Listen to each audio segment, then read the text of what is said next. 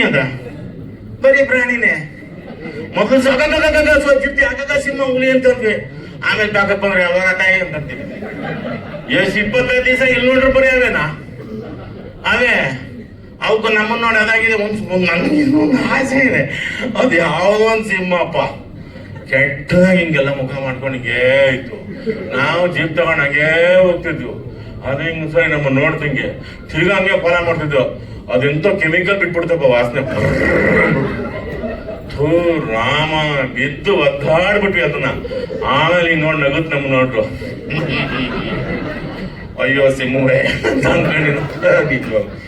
ಬರೀ ಪ್ರಾಣಿನೇ ಪ್ರಾಣಿ. ನೋಡಿ ನೋಡಿ ನೋಡಿ ನಮ್ಗೆ ಹೆಂಗಾಗ್ಬಿಡ್ತು ಅಂತಂದ್ರೆ ಬೇಜಾರಂದ್ರೆ ಅಯ್ಯ ಹೋಗಪ್ಪ ಅಂತ ನಂಗಾಯ್ತು. ಅದೇ ಥರ ನಾನು ಉಗಾಂಡ ನೆನಪಿಸ್ಕೊಂಡೆ. ಸಾರು ಅಲ್ಲಷ್ಟು ಕಷ್ಟ ಬಿತ್ತು ಬಂದು ಮಾಡಿ ಇಂಥ ಒಂದು ಕೃಷ್ಣಂ ಪಣಿಯ ಸಖಿ ಮಾಡಿದ್ರಲ್ಲ ಶ್ರೀನಿವಾಸ ರಾಜ್ ಅವ್ರಿಗೆ ಮತ್ತೆ ಪ್ರಶಾಂತ್ ಸರ್ಗೆ ಬಂಗಾರದ ಗಣಿ.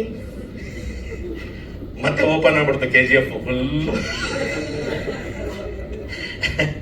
ಓಪನ್ ಆಯ್ತು. ಅದೆಲ್ಲ ನಿಮ್ಮೆಲ್ಲರ ಒಂದು ಶ್ರಮ ಅಲ್ಲ, ಪ್ರೀತಿ ಅಭಿಮಾನ, ನಮ್ಮೆಲ್ಲರ ಶ್ರಮ. ಹಿಂಗಾಗಿ ಶರಣ್ಯ ಅಂತೂ ಈ ಸಿನಿಮಾ ಗೆದ್ದಿರೋದು ನನ್ನಿಂದನೇ.